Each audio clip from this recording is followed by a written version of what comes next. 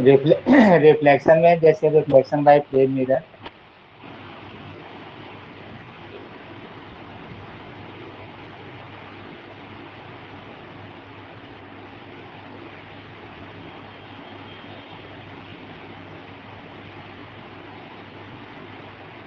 Bye plane mirrors, bye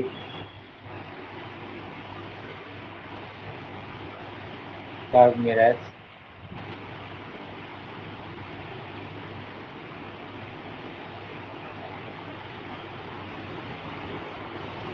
इस तरह से इस पार्ट में लिया जाता है plane mirror, curve mirror. Curve mirror में आप जो भी नाम इसमें यूज करेंगे, कॉनकेव, कॉन्वेक्स। वैसे तो और भी पार्ट हैं पैराबोलिक, लेकिन ये सब पैराबोलिक का अलग से कोई एप्लीकेशन ज़्यादा नहीं आता है। दिख रहा है कि और लार्ज लिखना है, देख लीजिएगा।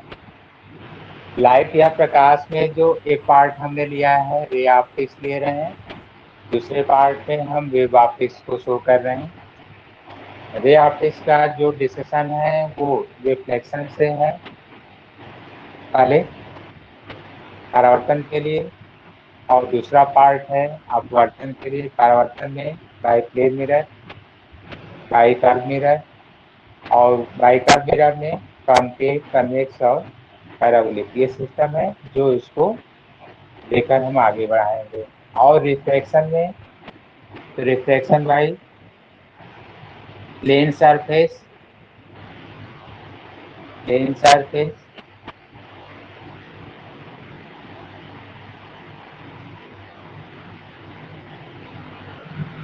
Curve surface. कर्व में वही नाम होगा, कनकेव और कन्वेक्स, अवतल और उत्तल पृष्ठ। समतल पृष्ठ कर्व सरफेस में दो नाम ले लिया जाएगा, concave and convex.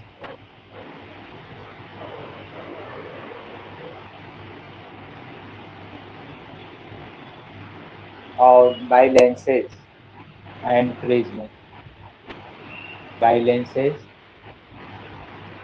And prism, prism द्वारा। तो इस तरह से हम अपवर्तन में ये डिस्कशन करेंगे, प्रिज्म द्वारा, लेंस द्वारा, कर्व सरफेस द्वारा या प्लेन सरफेस द्वारा।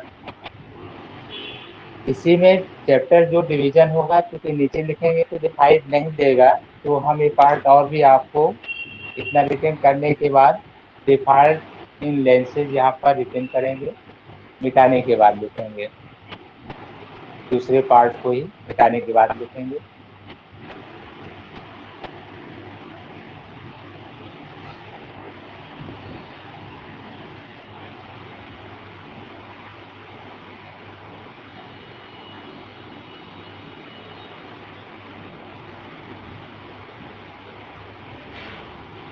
पहले वाले पार्ट में जो आपको दिए हैं बोल भी रहे हैं, मान लीजिए कि अगर कहीं रिटेन में हो सकता है, प्रॉब्लम ये होती है कि कभी कभी नेट काम नहीं करता है या किसी के यहाँ नेट बहुत ज़्यादा नहीं, तो ये धुंधला दिखता है, जबकि जिनके यहाँ नेट क्लियर है बिल्कुल साफ दिखता है। तो हम बोलते भी हैं परावर्तन में जो है समतल दर्पण द्वारा और कर्व सरफेस द्वारा परावर्तन, जिसमें अवतल पृष्ठ द्वारा, उत्तल पृष्ठ द्वारा।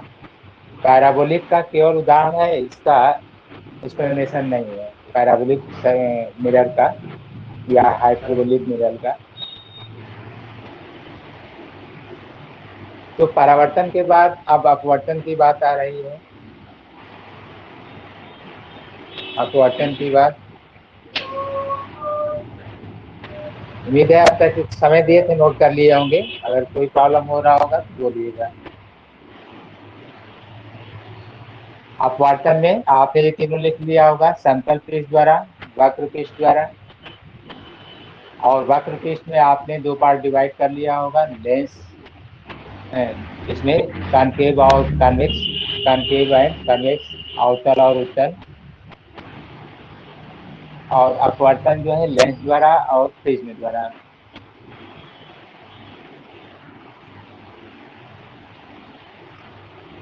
तो रिफ्लेक्शन में जो टॉपिक और आगे बढ़ेगा रिफ्लेक्शन में ही, वो हम यहाँ पर और लिख रहे हैं। जो दूसरे वाले पार्ट में था थोड़ा लार्ज लिख दे रहे हैं, हो सकता है प्रॉब्लम हो आपको। रिफ्लेक्शन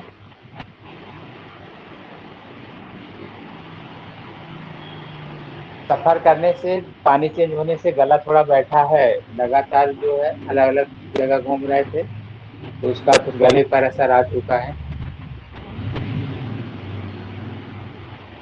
तो रिफ्लेक्शन में जो टॉपिक लिखे थे उसी को और आगे बढ़ा रहे हैं जितना आपने लिखा था। तो अपवर्तन में उस पार्ट ऐसे भी जुड़ता है जिसमें लेंस की कमियों की चर्चा होती है, जिसे आप एविएशन कहते हैं। इसी में हम अलग से एक टॉपिक देख कर आते हैं, एविएशन। एविएशन जिसमें रेट कराया जाता है डिफॉल्ट इन लेंसेज। किसी लेंस द्वारा अपवर्तन पढ़ते समय उसमें किस तरह से कमियां उत्पन्न होती है उसकी व्याख्या करता है। उसमें किस तरह से कमियां होती हैं, एविएशन क्या शो करता है, इस पर डिस्कशन होगा। अभी तो केवल हेडिंग लिखवा रहे हैं। तो एविएशन में जब हम पार्ट आपको रीड कराएंगे एविएशन में, तो यहाँ पर बाय पार्ट डिस्कशन उसी चैप्टर में कर देंगे। यहाँ कहिए तो एक आध दो लाइन ऐसे लिख कर भी बता दे रहे हैं, जैसे आपको वहां पर स्फेरिकल एविएशन रीड कराया जाएगा, डिस्कशन होगा।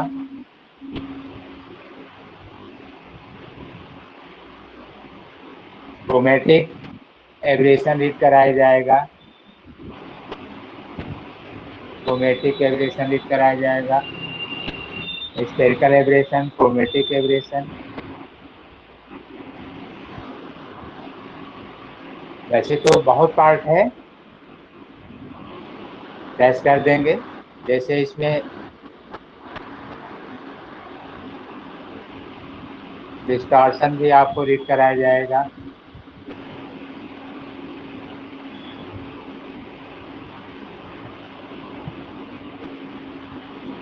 एस्टिग्मेटिज्म रीड कराया जाएगा, इसकी व्याख्या करेंगे।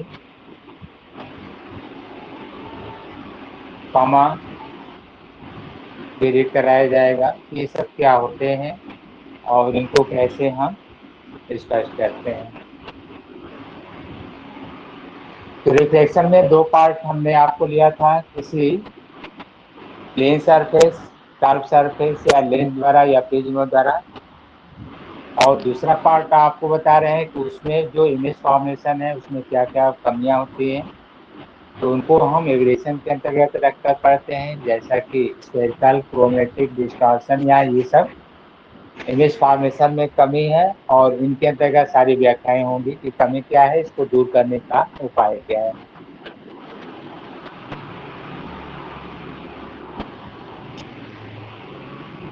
नोट कर लिए होंगे? हाँ जी सर, ओके। जी सर।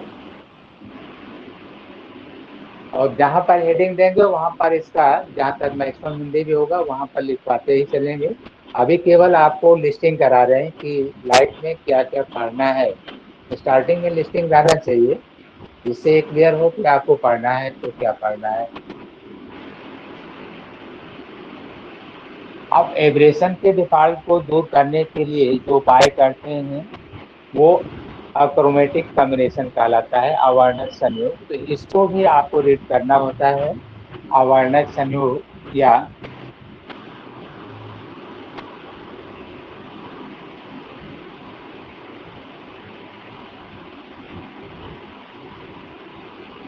अक्रोमेटिक कॉम्बिनेशन, इसको अवर्णक संयोग कहा जाता है।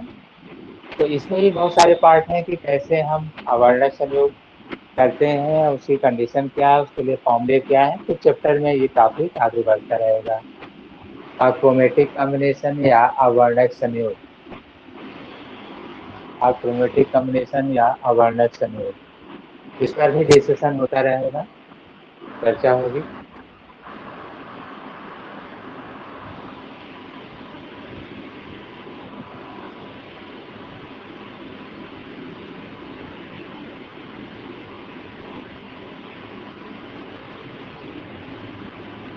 इसी तरह से जैसे जब आप प्रिज्म द्वारा आप वर्तन पढ़ते हैं तो उसमें जो है आपको वर्ण विक्षेपण और वर्ण वितरण, डेविएशन और उसमें डिस्कशन होगा, विचलन के बारे में भी बताया जाता है, वर्ण विक्षेपण जिसको आप इंग्लिश में डिस्पर्शन कहते हैं। तो जो प्रिज्म में आप रीड करेंगे उस पर वो जो टॉपिक है सुन लीजिए। जैसे प्रिज्म आप जब पढ़ेंगे तो उसमें भी हमें क्या डिस्कशन करना होगा, रिफ्लेक्शन बाय प्रिज्म में। तो वहां पर जब आप रीड करेंगे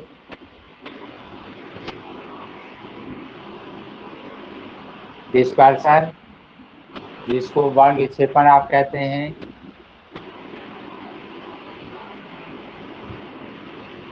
डेविएशन, डिस्पर्शन, डेविएशन, इसको रीड कराया जाएगा।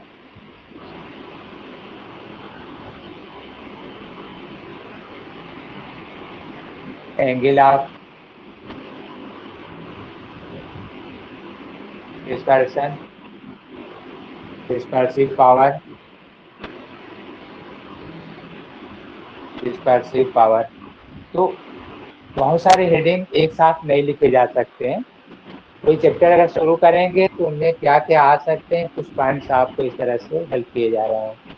जैसे प्रिज्म होगा तो प्रिज्म द्वारा अपवर्तन में क्या फॉर्मूले होंगे, कंडीशन क्या होगा, अगर डेविएशन होगा तो क्या फॉर्मूले होंगे, डिस्पर्शन होगा तो क्या होगा, या एंगल ऑफ डिस्पर्शन क्या होगा, डिस्पर्सिव पावर क्या होगा, और भी टॉपिक जो है इनके रीड कराए जाएंगे। तो हम आपको इसमें रिफ्लेक्शन और रिफ्लेक्शन पर जो एक्सप्लेनेशन था, उनमें कौन कौन सी हेडिंग आ सकती है वो आपको हम अभी लिख कर दे रहे थे। परावर्तन और अपवर्तन में क्या क्या आपको दिया जा सकता है उस पर आपको ये चर्चा करने के लिए लिखा जा रहा था। इसको हम हिंदी में भी बोलेंगे, सिर्फ हेडिंग जरूर इंग्लिश के लिखें, हिंदी में भी चर्चा होगी इसकी पूरी। अब आ जाइए, जैसे इन चीजों को आप पढ़ते हैं तो ये कहा जा रहा है कि टीजीटी प्लस एलटी, तो थोड़ा सा अंतर भी जान लेंगे। टीजीटी प्लस एलटी, तो जो अभी हमने लिखा था, अभी तक जो आपने लिखा इसमें वो कॉमन पीजीटी का सिलेबस भी है, स्टार्टिंग पीजीटी का भी सिलेबस है, वो कॉमन था जिसको आपने कहा ना कि बेसिक लेकर भी चलिएगा, इसमें सब चीजें बताई जाएगी। वो बेसिक है, वो 9th 10th से शुरू हो जाता है, 11th 12th आगे भी आप उसमें ऐड करते रहते हैं। तो ये था बेसिक। लेकिन जब आप उसमें एलटी का ऐड करके आगे बोलते हैं तो जो टॉपिक और बढ़ता है वो भी आप सुनिएगा। केवल दो में हम बोल रहे हैं, जब आप उसमें रीड कर रहे हैं रिफ्लेक्शन और रिफ्लेक्शन, परावर्तन और अपवर्तन के लिए, केवल दो के लिए, आगे ऑप्टिकल इंस्ट्रूमेंट भी है उस पर भी चर्चा है। तो इनमें अतिरिक्त कौन से ऐसे टॉपिक हैं जो ऐड कर दिए गए हैं उन पर हम डिस्कशन करेंगे। तो एलटी में जो ऐड हुआ है ध्यान दीजिएगा, एलटी इसमें कहा जाता है कि इमेज फॉर्मेशन, तो आप नाम वही लेंगे, तीसरी वाले जो स्टार्टिंग होंगी वो सब लिख ही चुके हैं, फिर से इसमें हम रिपीट नहीं करेंगे जो लिख चुके हैं। यहाँ पर अतिरिक्त जो नहीं लिखे हैं वो लिखेंगे, क्योंकि तीसरी वाले सारे पॉइंट हैं जो एक से आप वो लिखने जा रहे हैं। कार्डिनल पॉइंट्स, हालांकि आप कहेंगे कि ये तो सिलेबस में है ही है तो कोई लिखना जरूरी नहीं है, सबके पास सिलेबस होगा, लेकिन ठीक है, आज वाला स्टार्टिंग लेक्चर है तो हम तो ये मान के चलेंगे कि सबको समय लिखकर बताना है।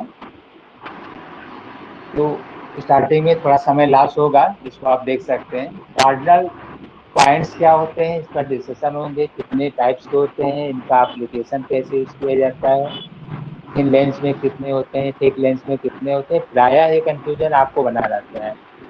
और इस पर प्रॉब्लम जो है अक्सर पूछ भी लेता है पीजीटी में या पीसीएस वगैरह में कि कार्डिनल पॉइंट्स जो हैं क्लियर लगता है तो डेफिनेशन के अनुसार, जैसे प्रिंसिपल पॉइंट है, फोकस पॉइंट है, नोडल पॉइंट्स हैं, जो टोटल 6 हैं, तो उन पर कभी कभी डिसीजन कि 3 कब होगा, कब 6 होगा, कैसे है, या हम कभी चर्चा करते हैं तो कब 4 करते हैं, कब जो है 3 करते हैं, तो इन पर चर्चाएं होंगी और आपको ये बताया जाएगा। ठीक है, तो ये एक पॉइंट है जो पीजीटी में इसकी कोई आवश्यकता नहीं पड़ती है।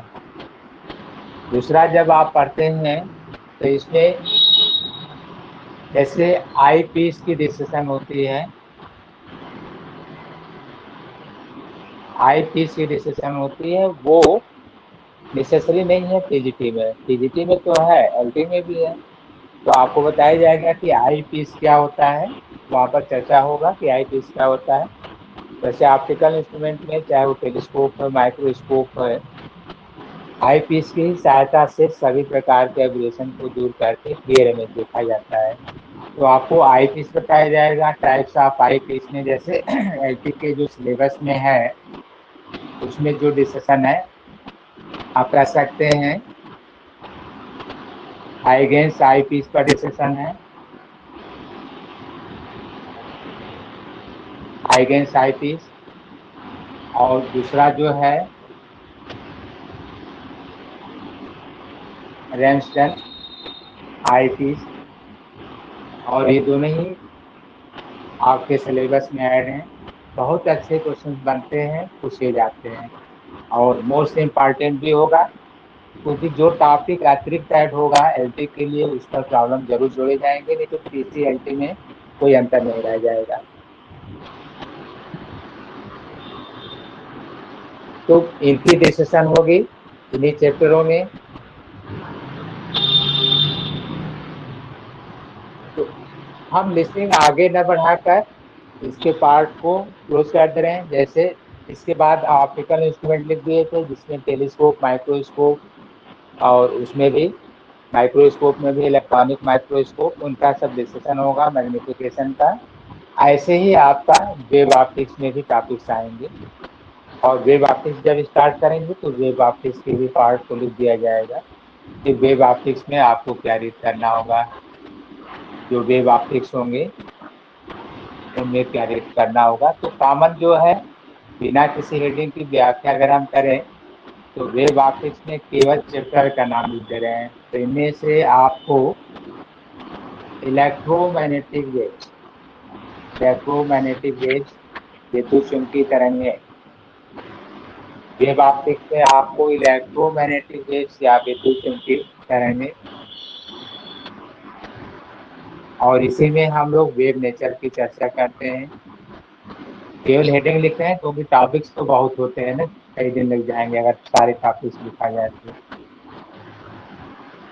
दूसरा चैप्टर जो आप इसमें रीड करेंगे, प्रिंसिपल ऑफ सुपर पोजिशन के अंतर्गत, इसमें इंटरफेरेंस, इंटरफेरेंस, डिफ्रैक्शन,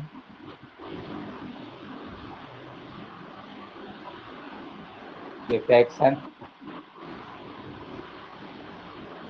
पोलराइजेशन,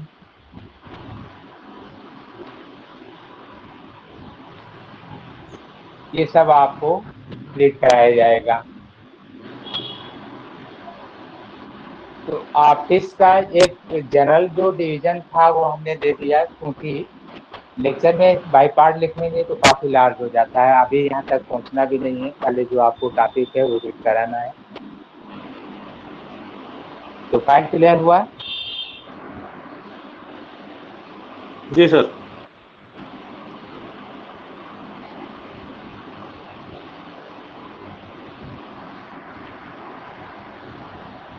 तो कुछ आज स्टार्टिंग भी हो जाए। अब जब नहीं भी लिख पाए होंगे तो चिंता न करिए, हर पार्ट को हम लिखेंगे और उसका स्टेटमेंट भी देंगे ताकि आप उसको रिटर्न भी करें, साथ में बताया भी जाएगा। तो जैसा कि आपने सुना कि पहले लाइट में जो कॉमन चीजें हैं रीड करना है, वो टीजीटी पीटी सब एक होता है, तो उसमें क्या क्या आवश्यकता है। तो लाइट एक बार फिर से हम लिख दे रहे हैं, और लाइट की डिफिनेशन भी दे दे रहे हैं। फिर इसके बाद जो प्रॉपर्टीज ऑफ लाइट रेज है उस पर चर्चा हो जाएगी। तो स्टार्ट कर रहे हैं, चलिए आज कुछ तो स्टार्टिंग हो जाए। लाइट या प्रकाश, हालांकि जो कॉमन डेफिनेशन है सबको आता है। स्टार्ट कर रहे हैं, पहले हम इसकी डेफिनेशन से।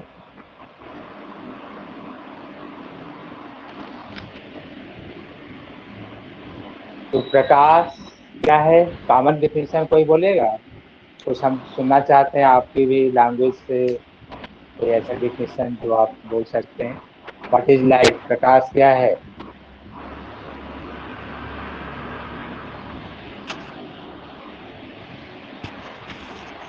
कोई भी बोल सकता है।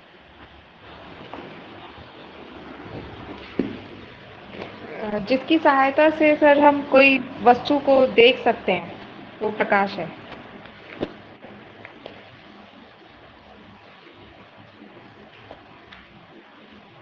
और कोई?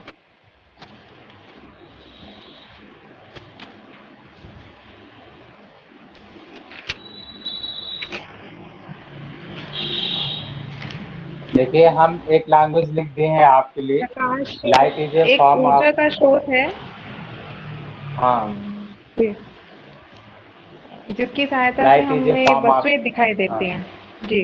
हाँ, by which sense of site produces at retina, by which a sense of site produces at retina, जिसकी सहायता से हमें नेत्र लेंस पर एक संवेदना उत्पन्न होती है जिससे वस्तुएं स्पष्ट रूप से दिखाई पड़ती है। By which produces a sense of sight at retina where vision is clear. तो इसको नोट कर लीजिए, लिखिए, हम बोल ही दे रहे हैं, नोट कर लीजिए, देखिए। प्रकाश एक प्रकार की ऊर्जा है।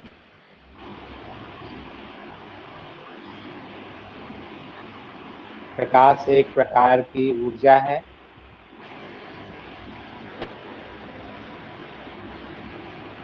जिसकी उपस्थिति में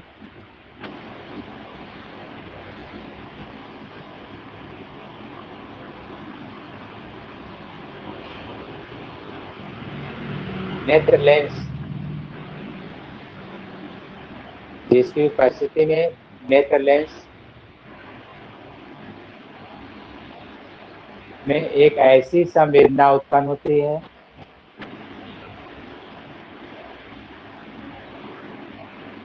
नेत्र लेंस में एक ऐसी संवेदना, संवेदना को सेंसेशन कहते हैं, एक ऐसी संवेदना उत्पन्न होती है जिससे वस्तुएं स्पष्ट रूप से दिखाई पड़ती हैं।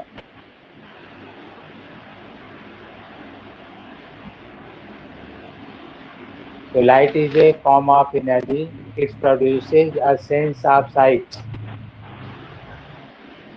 at retina by which any object can be seen. तो बहुत छोटा डेफिनेशन, बहुत ज्यादा समय देने की जरूरत नहीं है, लिख लिए होंगे, क्योंकि प्रकाश की डेफिनेशन आपसे नहीं पूछा जाएगा कि प्रकाश क्या है। जी सर। तो चलिए अब देखिए, अगर इस पर कोई ऑब्जेक्टिव क्वेश्चन बनता है तो वो महत्वपूर्ण है। कभी कभी होता है कि बहुत छोटा है लेकिन उस पर कोई प्रश्न बन गया जो आपको क्लियर करना होता है। तो प्रकाश को आप डेफिनेशन जो दी है उससे अलग हटकर किसी और तरह से परिभाषित करना चाहें तो ये कॉमन ये भी है, जैसे कि रेडिएशन और विकिरण के बारे में आपने सुना होगा। रेडिएशन,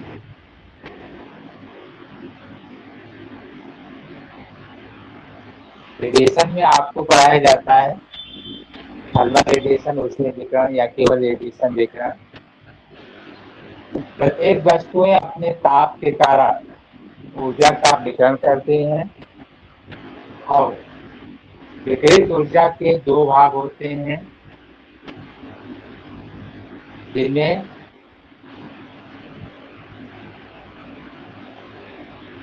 इनविजिबल रेडिएशन और विजिबल रेडिएशन, इस तरह से दो भाग होते हैं, इनविजिबल रेडिएशन और यहाँ पर विजिबल रेडिएशन। अर्थात एक ऐसा विकिरण जिसकी उपस्थिति में वस्तुएं दिखाई नहीं पड़ती हैं लेकिन ये विकिरण है, इनमें तरंगे हैं, तो इनको आप अदृश्य तरंगे, वैसे तो सारी तरंगे अदृश्य होती है, कंफ्यूजन होता है कि अदृश्य मतलब में दिखाई दे, दृश्य मतलब दिखाई दे, कंफ्यूजन हो जाता है। ये तरंगे जो स्वयं भी अदृश्य होती हैं, इनकी उपस्थिति में भी वस्तुएं दिखाई नहीं पड़ती हैं। वे तरंगें जो स्वयं में अदृश्य होती हैं लेकिन इनकी उपस्थिति में वस्तुएं दिखाई पड़ती हैं या नेत्र लेंस में संवेदना उत्पन्न होती है, इनको विजिबल रेडिएशन कहा गया है, दृश्य विकिरण कहा गया है। और इसमें जो है समूह को आप नाम देते हैं विब्योर। ये तो प्रकाश को आप यहाँ से जोड़कर भी डिफिनेशन देते हैं, प्रकाश लाइट। तो प्रकाश एक प्रकार की दृश्य विकिरण का समूह है जिसमें अलग अलग प्रकाश तरंगों को व्यवस्थित किया जाए तरंगदैर्घ्य के बढ़ते या घटते हुए क्रम में, तो आपको एक समूह मिलता है। जैसे तरंगदैर्घ्य के बढ़ते हुए क्रम में है तो violet, indigo, blue, green, yellow, orange और रेड ये प्राप्त होता है। और इन तरंगों में दृश्यता का गुण पाया जाता है, इसलिए इसको समूह को आप दृश्य स्पेक्ट्रम कहते हैं, विजुअल स्पेक्ट्रम कहते हैं इसको। इनविजिबल जिसमें आप gamma rays, x rays, ultraviolet, infrared या microwave, radio wave, television waves, mobile waves सब आप इसमें रखते हैं। तो जो इनविजिबल आप लेते हैं उनमें gamma rays, x rays, ultraviolet rays इस तरह से, या आप इंफ्रारेज, यहाँ पर माइक्रोवेव्स या आप यहाँ पर जो है टीवी, मोबाइल वेव्स, इस तरह से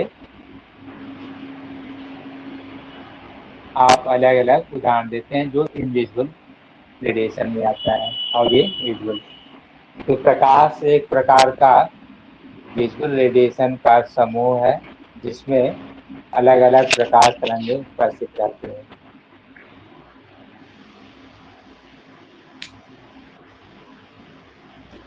प्रकाश एक प्रकार का दृश्य विकिरण का समूह है जिसमें अलग अलग तरंगें उपस्थित रहती हैं और ये लिखा भी गया है।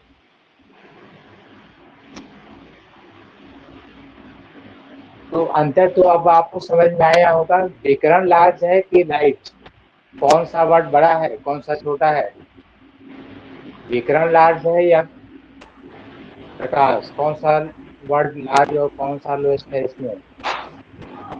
विकिरण बड़ा है सर। हाँ, तो इसमें देखिए दो पार्ट हमने कर दिया है जबकि इसका एक पार्ट जो है प्रकाश से जुड़ा है।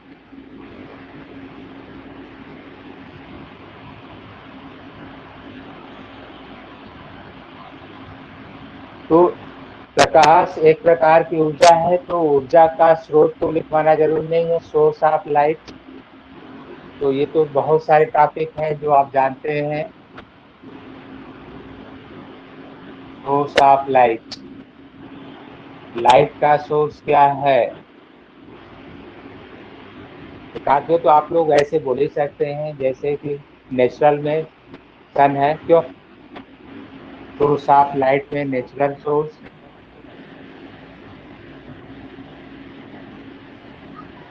नेचुरल सोर्स तो आप कहते हैं सन है, स्टार्स है, लेकिन स्टार्स की लाइट तो हम लोगों के लिए पर्याप्त है नहीं। सन है, इलेक्ट्रिक बल्ब। स्टार्स, हाँ, और आर्टिफिशियल में, अच्छा, आर्टिफिशियल। हाँ आर्टिफिशियल में, क्योंकि नेचुरल लिख दिए थे ना, तो जी जी। आर्टिफिशियल में इलेक्ट्रिक लैंप कर दे रहे हैं, इलेक्ट्रिक लैंप, जिससे कि बहुत सारे आ जाए, एलईडी आ जाए, बल्ब आ जाए, सीएफएल आ जाए, बहुत सारे अब सिस्टम है तो ज़्यादा लिखना नहीं पड़ेगा। शॉर्ट में इलेक्ट्रिक लैंप, तो इलेक्ट्रिक लैंप ये आपका आर्टिफिशियल हो जाएगा, आर्टिफिशियल सोर्स।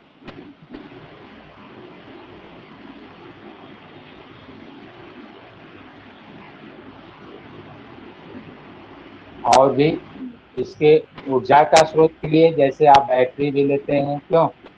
बैटरी है, सेल है, ये सोर्स बैक सोर्स है जिनसे सपोर्ट मिलता है। बैटरी है, सेल है, ये सपोर्टिंग सोर्स है जो कि इनको हेल्प करती हैं लाइट को उत्पन्न करने के लिए। तो चलिए इंट्रोडक्शन में समय लास्ट न किया जाए।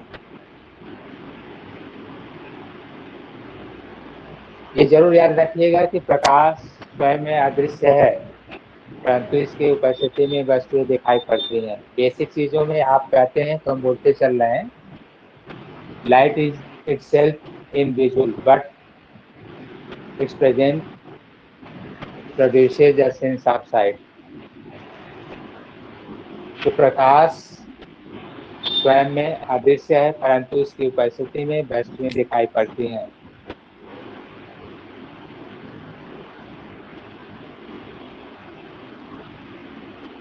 हो गया? चलिए अब इसमें दूसरा प्रश्न, लाइट में ही थ्योरी पर ही हमने सिर्फ डिफिनेशन दिया है, उसी पर आपको सेकेंड क्वेश्चन दे रहे हैं कि जो लाइट है अगर ये सेल्फ आगे बढ़ता है तो स्पॉन्टेनियस प्रोसेस है कि non spontaneous process. emission of light by any source is the spontaneous or non spontaneous process। प्रकाश का स्वतः विकिरण एक स्पॉन्टेनियस प्रोसेस है या नॉन स्पॉन्टेनियस प्रोसेस है? क्या आंसर देंगे? या दोनों है या इनमें से कोई नहीं? प्रकाश प्रोसेस। हाँ सही है, स्पॉन्टेनियस प्रोसेस।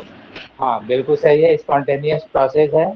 ठीक है, प्रकाश का स्वतः विकिरण एक प्रकार का स्पॉन्टेनियस प्रोसेस है जिसमें यह किसी भी दिशा में और अकला संबद्ध रूप से उत्सर्जित होता है, इनमें कालांतर स्थिर नहीं रहता है।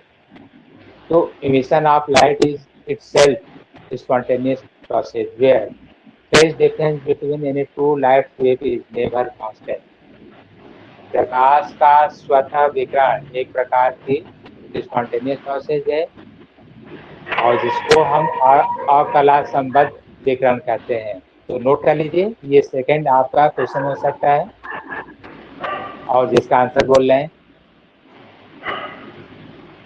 प्रकाश का स्वतः विकिरण अकला संबद्ध होता है। प्रकाश का स्वतः विकिरण अकला संबद्ध होता है।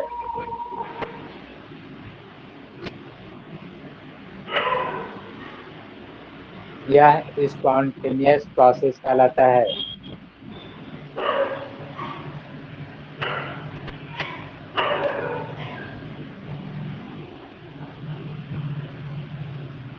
तो प्रॉपर्टीज ऑफ लाइट, आप ग्रेड में लिखिए, प्रकाश विकिरण के लिए गुण लिखिए, properties of light.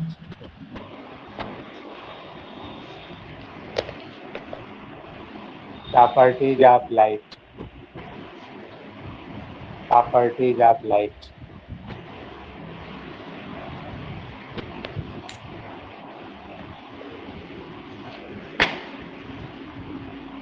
Properties of light.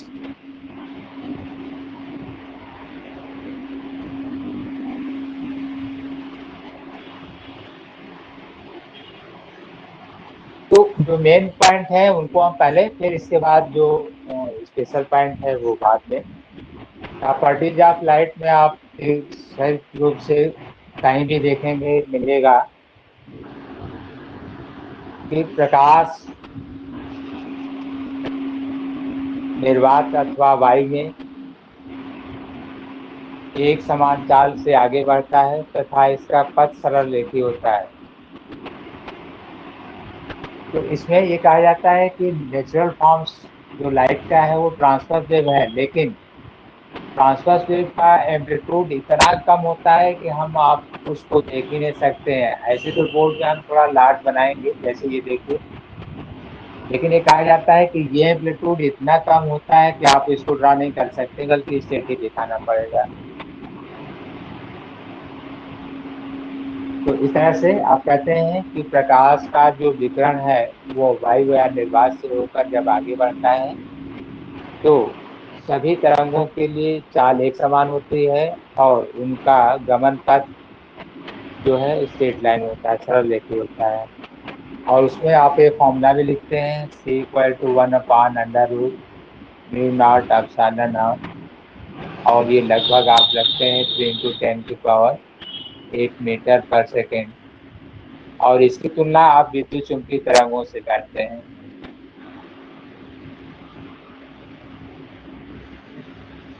तो लिखिए अगले पॉइंट में, प्रकाश विकिरण जब वायु अथवा निर्वात से होकर गुजरता है,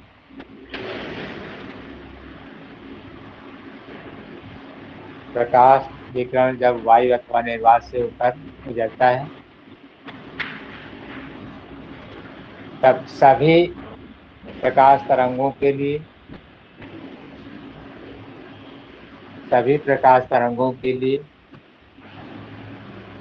चाल एक समान, सभी प्रकाश तरंगों के लिए चाल एक समान तथा नियत रहती है। इसे C से प्रदर्शित करते हैं और C का मान लिख लीजिए जैसा यह नोट किया गया, लगभग है। यहाँ पर ऐसे बनाइएगा, करेक्ट वैल्यू आपको मेजरमेंट में दिया जाएगा, ऐसे कर दीजिएगा। जिसमें 299 करके आपको बताया जाता है 8 डिजिट तक, वो करेक्ट आपको मेजरमेंट में दिखाया जाएगा।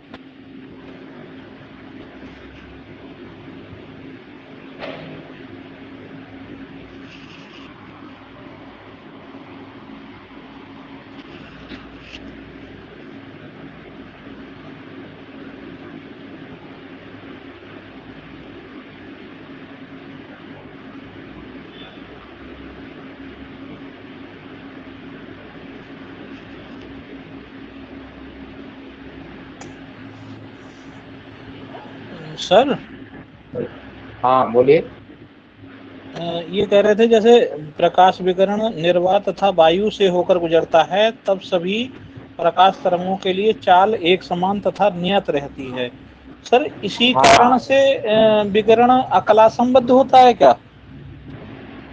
नहीं, इस कारण नहीं। अकला संबंध तो जो है तापी प्रभाव होता है, थर्मल इफेक्ट होता है, थर्मल इफेक्ट। और जो तापी प्रभाव से ऊर्जा आगे बढ़ती है और खासतौर से उच्च ताप से, जिसमें हम थर्मल शब्द जोड़ रहे हैं 800 डिग्री सेल्सियस, तो ये जो सोर्स है, चाहे वो सनलाइट हो या आप लैंप ले लीजिए, तो उनसे जो विकिरण होता है वो पॉसिबल कोई भी डायरेक्शन आप लीजिए, सभी दिशाओं में संभव होता है। बोर्ड पर तो आप सब ऐसे ड्रा नहीं कर सकते क्योंकि प्लेन है। सभी दिशाओं में, जब सभी दिशाओं में चलता है और ये स्पॉन्टेनियस होता है, तो रीजन क्या है कि यह विकिरण ताप के प्रभाव से है।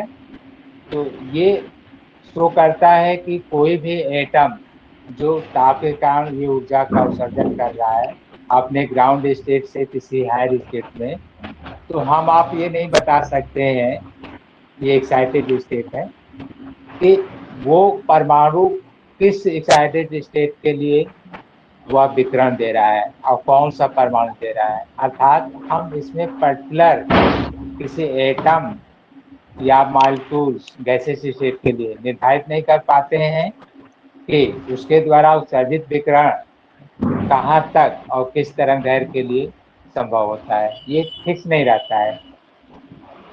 और अगर ये फिक्स नहीं होता है तो इसको हम क्या कहते हैं, अकला संबंध कहते हैं। जिसमें फिक्स होता है उसको कला संबंध कहते हैं। जैसे कि हम ये फिक्स दिखा रहे हैं कि ये ग्राउंड स्टेट से ले रहे हैं कि ग्राउंड स्टेट से ये पहले में है, ग्राउंड स्टेट से दूसरे में है, ग्राउंड स्टेट से तीसरे में है। और जब अकला संबंध बोलेंगे तो कहेंगे कि एक एटम ये ऊर्जा दे दिया, एक यहाँ से उठाएंगे, एक एटम को यहाँ से ऊर्जा दे देंगे, फिर कहीं यहाँ से दे देंगे, तो आप कंफर्म नहीं कर पाएंगे एटम यहाँ भी है, यहाँ भी है, यहाँ भी है, सब विकिरण दे रहे हैं। तो आप पहले से कंफर्म नहीं कर पाएंगे कि जो विकिरण की ऊर्जा है वो कितनी किस गैप के लिए है, इसको अकला संबंध कहा गया है। ठीक है ना। जी तो चाल जी एक समान है उसके कारण और अकला संबंध है ये नहीं है, उसको हम आपको जी ऐसे जी बता दे रहे हैं। इसको एक पॉइंट सुन लीजिए तो इससे बिल्कुल क्लियर हो जाएगा। देखिए, चाल का समान होना या न समान होना ये माध्यम की प्रकृति पर निर्भर करता है। हम मीडियम लिख कर यहाँ बता दे रहे हैं, मीडियम। तो माध्यम की प्रकृति दो तरह की होती है, एक होती है नॉन डिस्पर्सिव मीडियम और दूसरा होता है डिस्पर्सिव मीडियम।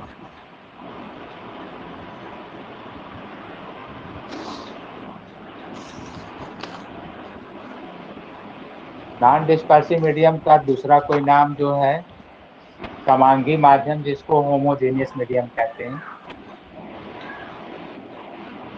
होमोजेनियस मीडियम, और इसको नॉन होमोजेनियस मीडियम। जब प्रकाश का विकिरण समांगी माध्यम से होकर गुजरता है तो सभी तरंगों के लिए चाल एक समान होगा। जब प्रकाश का विकिरण ऐसे माध्यम से होकर गुजरता है जिसमें सभी तरंगों के लिए चाल नियत होती है, उसे हम समांगी माध्यम कहते हैं। उल्टा बोल रहे थे।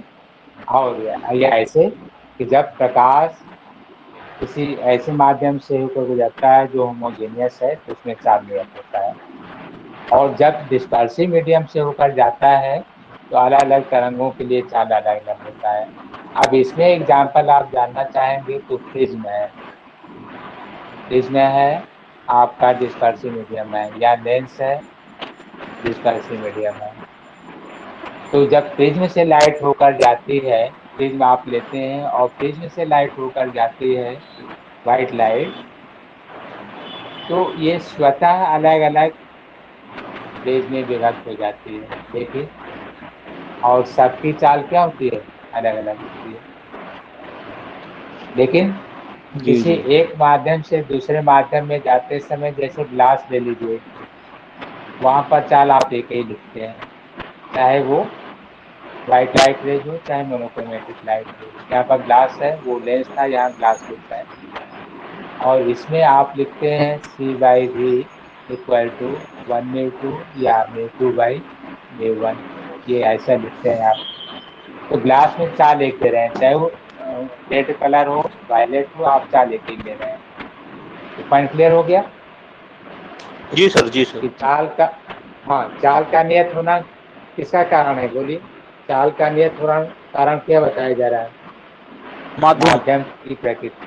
हाँ, कि माध्यम की जी प्रकृति कैसा है, वो जी डिस्पर्सिव है या नॉन डिस्पर्सिव है। Non dispersive. डिस्पर्सिव, हाँ, नॉन डिस्पर्सिव है तो चाल एक ही होगा। अच्छा, नॉन डिस्पर्सिव का उदाहरण कोई बताएंगे, हमने एक ग्लास उदाहरण बताए हैं, और कोई उदाहरण, जैसे हमने प्लेन ग्लास लिया था कि नॉन डिस्पर्सिव, और कोई उदाहरण जो नॉन डिस्पर्सिव का उदाहरण हो।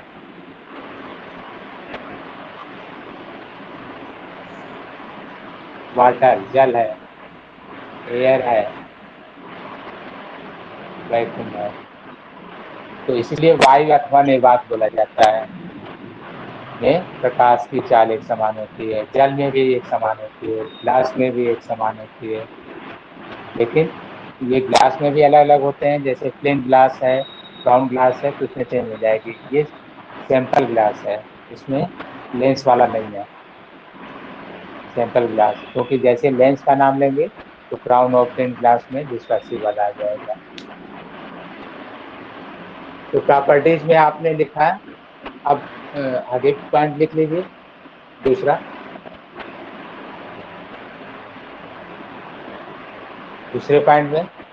तो चलिए इसमें ध्यान दीजिए क्योंकि ये महत्वपूर्ण है, अक्सर प्रॉब्लम आपको मिल जाएगा कि जो प्रकाश तरंगें हैं स्वयं में अदृश्य होती हैं, और ये किसी वैद्युत और चुंबकीय क्षेत्र में विक्षेपित नहीं होती हैं, क्योंकि इनका या इन पर कोई आवेश नहीं होता है। प्रकाश तरंगें गति करते समय वैद्युत व चुंबकीय क्षेत्र में विक्षेपित नहीं होती हैं। और रीजन दिया जा रहा है क्योंकि इन पर कोई आवेश नहीं होता है और नहीं आवेश को धारण करती है। देखिए, प्रकाश तरंगे विद्युत चुंबकीय तरंगों की भांति, एक बार वर्ड ऐड कर दिए हैं, प्रकाश तरंगे विद्युत चुंबकीय तरंगों की भांति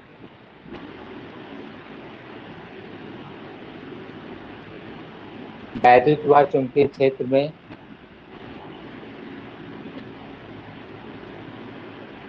वैद्युत व चुंबकीय क्षेत्र में अपने पथ से विचलित नहीं होती हैं।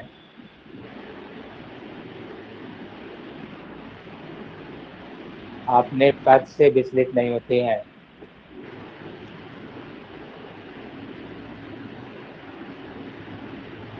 इन तरंगों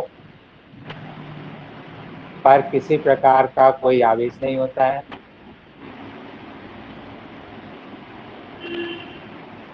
इन तरंगों पर किसी प्रकार का कोई आवेश नहीं होता है।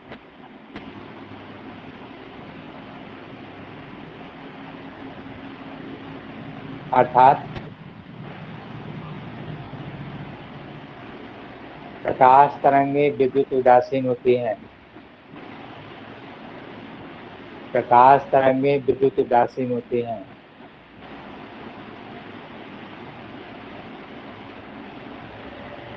प्रकाश तरंगे विद्युत उदासीन होती हैं। जी सर। हो गया? जी।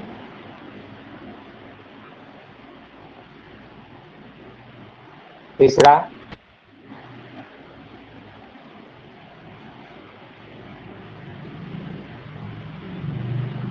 किसी एक प्रकाश तरंग की तरंग प्रकृति साइन कर्व या साइन वक्र की भांति होती है। किसी एक प्रकाश तरंग की तरंग प्रकृति साइन वक्र की भांति होती है।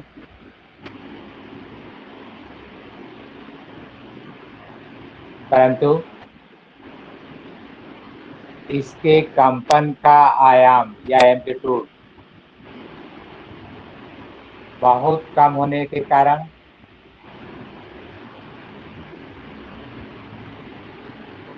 यह हमें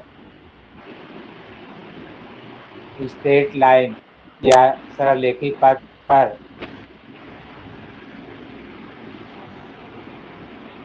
गति करते हुए प्रतीत होती हैं, दिखाई नहीं देती हैं, बस प्रतीत होती है।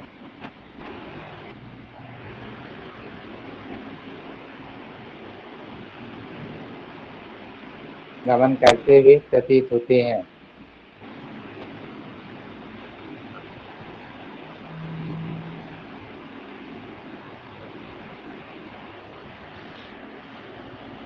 चौथा पॉइंट, प्रकाश तरंगों में चौथा पॉइंट, प्रकाश तरंगों में दृश्यता के साथ साथ उसमें गुण भी उपस्थित होता है। प्रकाश तरंगों में दृश्यता के साथ साथ उसमें गुण भी उपस्थित रहता है। उसमें गुण समझ में आ रहा है? कोई बोलेगा? प्रकाश तरंगों में दृश्यता के साथ साथ उसमें गुण भी पाया जाता है। इसका मतलब क्या हुआ? अर्थात ये तरंगे अगर किसी पृष्ठ से टकराती हैं और अवशोषित होती हैं तो वो सरफेस क्या होता है? बोलिए, हीट हो जाता है। ऐसा है कि नहीं? ये पॉइंट समझ में आया कि जब प्रकाश तरंगे किसी सरफेस से टकरा कर एब्जॉर्ब होती हैं तो क्या होता है? हीट हो जाता है। अर्थात उसमें गुण भी क्या होता है? उपस्थित होता है दृश्यता के साथ साथ। तो इन तरंगों में दृश्यता के साथ साथ उसमें गुण भी उपस्थित रहता है। और लास्ट लिखिए, पांचवा, हाइट।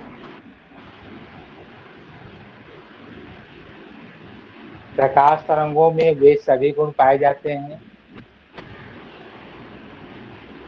प्रकाश तरंगों में वे सभी गुण पाए जाते हैं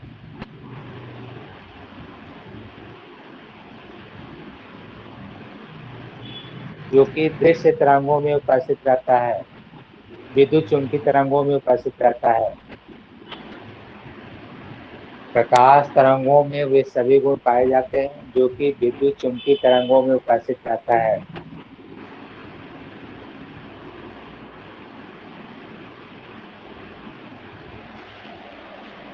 अर्थात प्रकाश में परावर्तन, अपवर्तन, वर्ण विक्षेपण, ध्रुवण, व्यतिकरण, विवर्तन इत्यादि गुण पाए जाते हैं। तो प्रकाश तरंगों में विद्युत चुंबकीय तरंगों की भांति सभी गुण पाए जाते हैं, जैसे परावर्तन, अपवर्तन और बीच में आपको वर्ण विक्षेपण या विचलन, व्यतिकरण, विवर्तन, ध्रुवण इत्यादि। तो इंट्रोडक्शन हो गया। आज का टाइम आपको इंट्रोडक्शन में ही दे रहे हैं। क्लियर हुआ? क्यों? प्रकाश के बारे में जो लिखवाया गया, कोई कंफ्यूजन? प्रकाश के बारे में जो लिखे हैं जी सर। और कोई आपसे पूछे कि ये लाइट और रेडिएशन में क्या अंतर है, तो क्या बताएंगे? Basic difference between light and radiation, तो क्या बोलेंगे?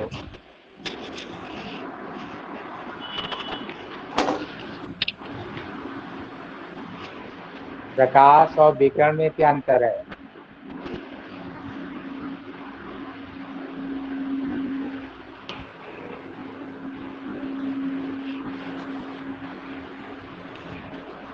कोई नहीं बता पा रहा है? What is basic difference between radiation and light? प्रकाश और विकिरण में क्या अंतर है?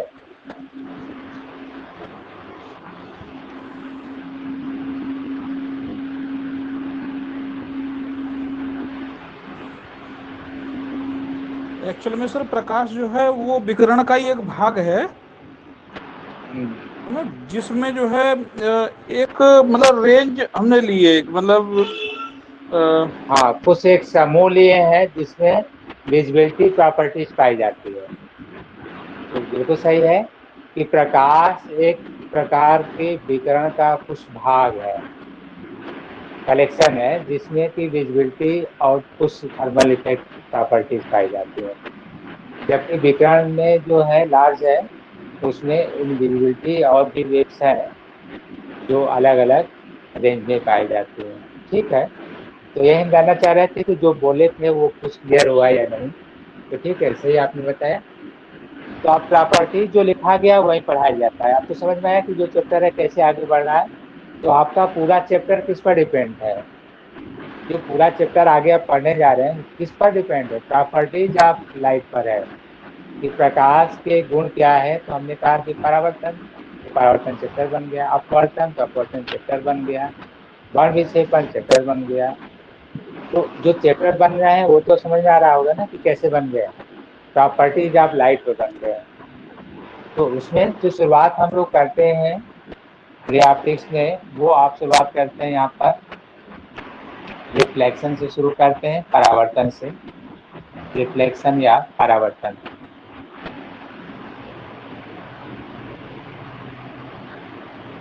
तो शुरुआत किया जाए इंट्रोडक्शन क्लोज करके, आज चैप्टर की कुछ स्टार्टिंग हो जाए शुरुआत। कि कोई प्रॉब्लम हो रही है? कि पहला दिन है क्लोज करना चाहते हैं? जैसा बोलिए, उस रिफ्लेक्शन में बता दिया जाए कि क्लोज करना चाहते हैं।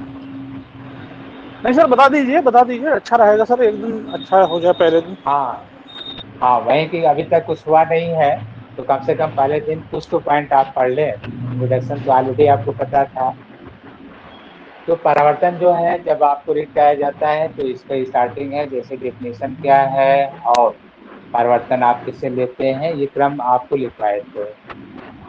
तो परावर्तन की परिभाषा भी आप जानते हैं, इसलिए हम थोड़ा सा इसको जल्दी बोलने का प्रयास करेंगे। कि परावर्तन के लिए कहा गया है कि प्रकाश का किसी परावर्तक तल से टकराने के पश्चात पुनः उसी माध्यम में वापस लौटना परावर्तन कहलाता है।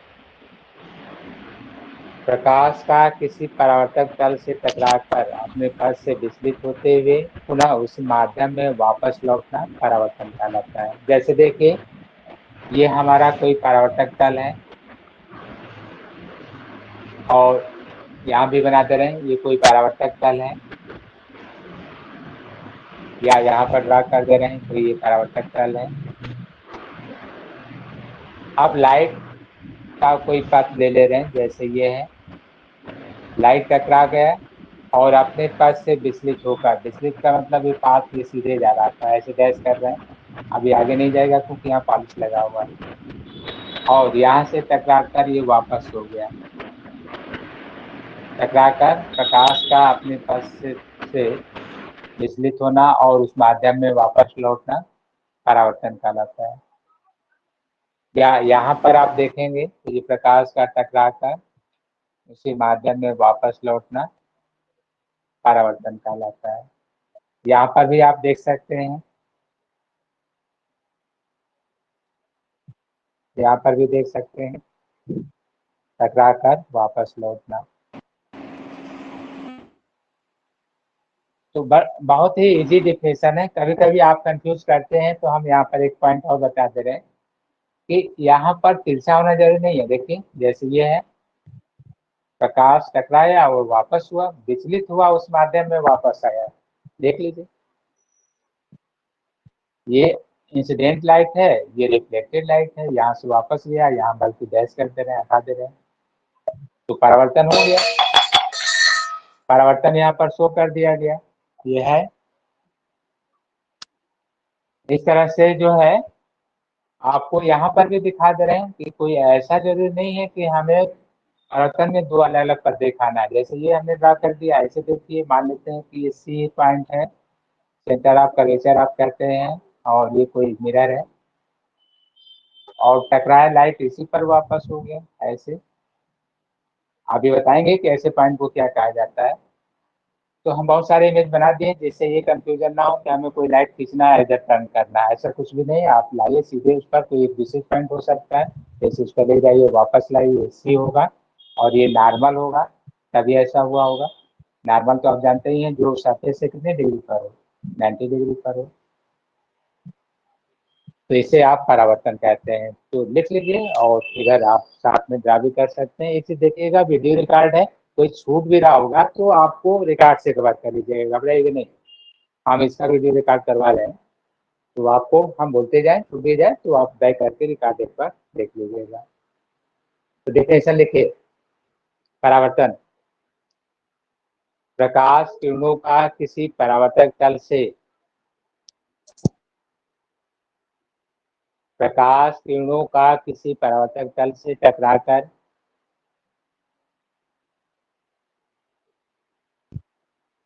पुनः उस माध्यम में वापस लौटना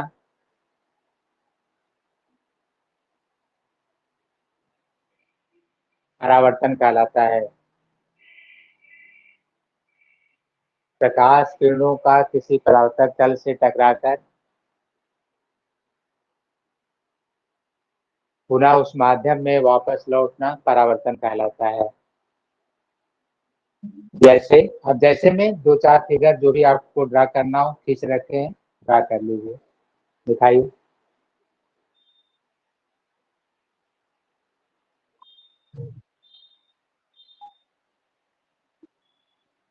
ड्रा कर लिए?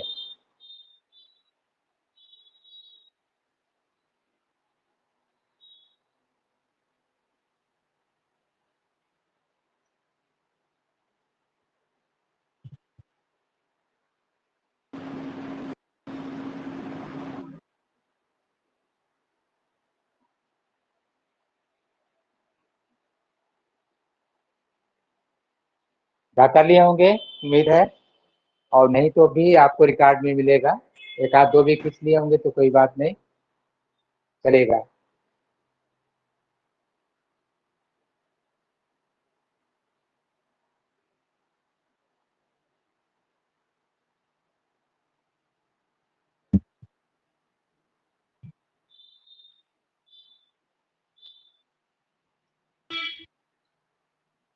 तो परावर्तन में एक पॉइंट कॉमन है कि किसी परावर्तक तल से टकराकर पुनः उस माध्यम में वापस लौटना परावर्तन कहलाता है। लेकिन जब परावर्तन की डिफिनेशन देते हैं तो इसमें दो अलग अलग पॉइंट आ जाता है। एक तो आता है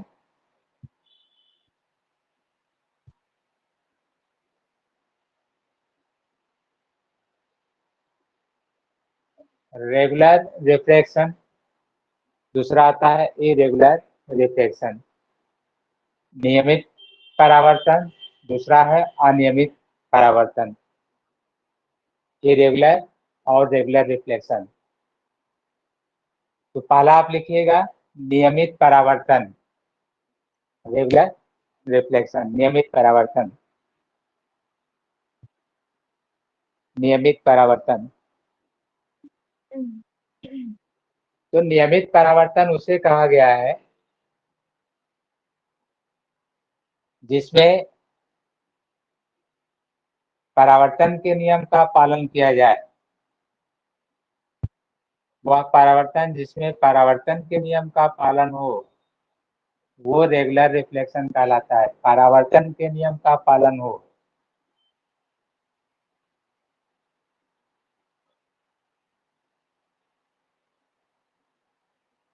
जैसे आपतन कोण परावर्तन कोण बराबर हो, आपतन कोण परावर्तन कोण बराबर हो, कोण आई इक्वल टू कोण आर, आपतन परावर्तन कोण के बराबर हो।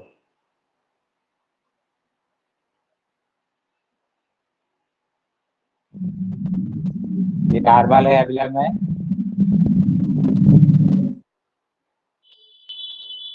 और आपतित अविलंब तथा परावर्तित किरण परावर्तक तल में स्थित हो। तो ये तो हम परावर्तन के नियम में लिख पाएंगे, 60 में आप इतने लिख लीजिए, angle i equal to angle r. इसको नहीं भी शो करेंगे तो डिफिनेशन में है रेगुलर का मतलब जिसमें परावर्तन के नियम का पालन हो। नियम तो आपको अलग से लिखवाएंगे ही, नियम आपको अलग से लिखवाया जाएगा।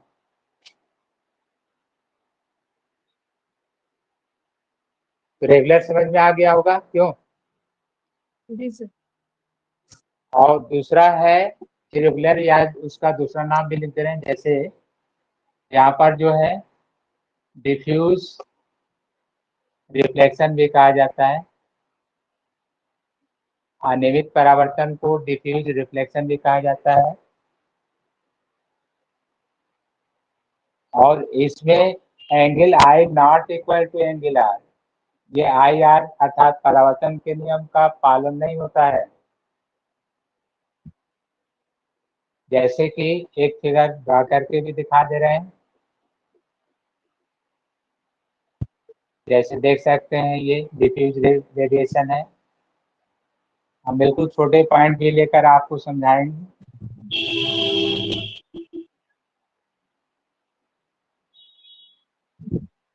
ये देखिए परावर्तित आपतित प्रकाश को हम समांतर ले रहे हैं, बिल्कुल समांतर आ रहे हैं। हम ये प्रयास कर रहे हैं कि इंसिडेंट लाइट रेज पैरेलल हों, जैसा कि यहाँ पर दिख भी रहा होगा। लेकिन रिफ्लेक्शन के बाद जो है एक इधर दिखा रहे हैं, एक इधर दिखा रहे हैं। इसको थोड़ा रफ कर दें क्योंकि बिल्कुल प्लेन दिखाई दे रहा है, ऐसे रफ सरफेस, रफ सरफेस।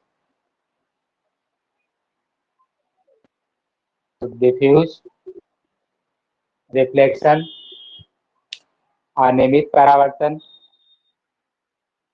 तो किसी रफ सरफेस द्वारा जो परावर्तन होता है तो उसमें आई आर इक्वल नहीं होता है। जो आई है आर के इक्वल नहीं होता है। इधर मान लीजिए आई है, ये आर है, तो इक्वल नहीं होगा। इधर आई है, आर है, इक्वल नहीं होगा। इसको डिफ्यूज रिफ्लेक्शन कहते हैं। तो दोनों में अंतर समझ में आ गया। फिगर पे आपने ड्रा कर लिया होगा, लेकिन जब प्रश्न पूछता है तो आप कंफ्यूज हो जाते हैं। जैसा कि हम अब शुरू कर रहे हैं, परावर्तन में आपको डिफिनेशन दिया और पार्ट बताया कि रेगुलर और इरेगुलर रिफ्लेक्शन आप पूछ रहे हैं। एग्जाम्पल के लिए आपको एक क्वेश्चन दे दिया जाए।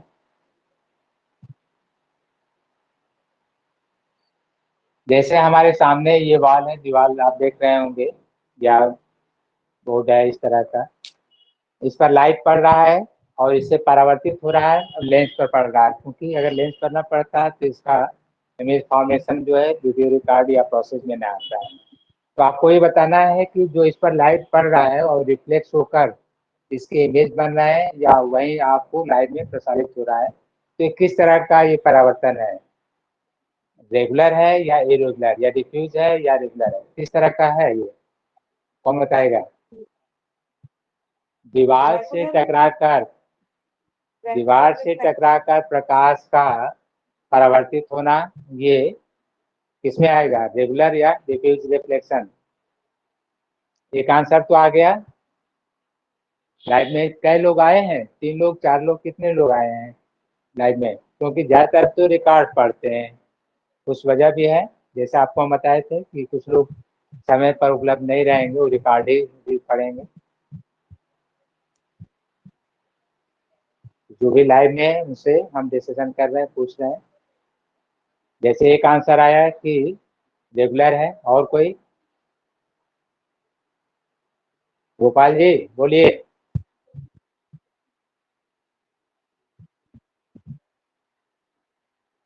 साक्षी ने बताया, किसने बताया? तो मैंने साक्षी ने।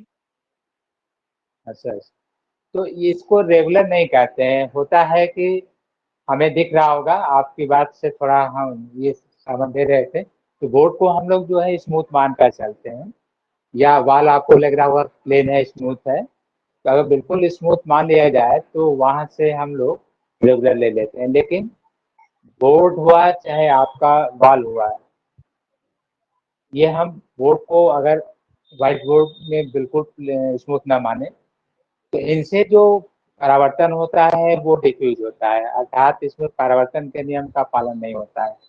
लाइट जो सभी डायरेक्शन में लेफ्ट और राइट भागती है, और वो भी अनियमित रूप से भागती है। तो किसी दीवार की सतह से टकराकर प्रकाश का परावर्तन जो है डिफ्यूज रेडिएशन में आता है या डिफ्यूज रिफ्लेक्शन में आता है। तो नोट कर लीजिए, किसी दीवार की सतह से प्रकाश से टकराकर परावर्तित होना, किसी दीवार की सतह से टकराकर किसी दीवार की सतह से टकराकर परावर्तित होना,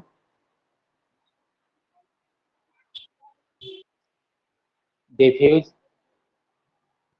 रिफ्लेक्शन का एक उदाहरण है। डिफ्यूज रिफ्लेक्शन का एक उदाहरण है।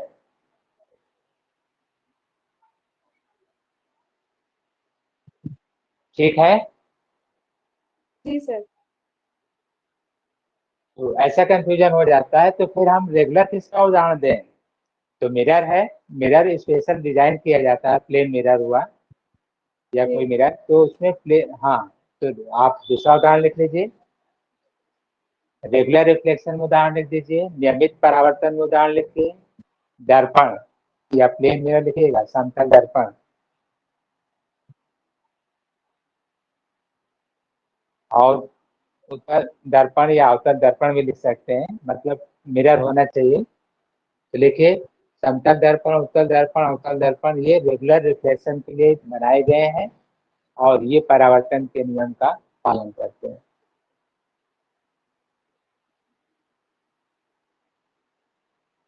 तो चलिए आज थोड़ा सा ही स्टार्टिंग रहने दें, कल से स्पीड भी लेंगे और लिखवाएंगे भी पूरा, ठीक है।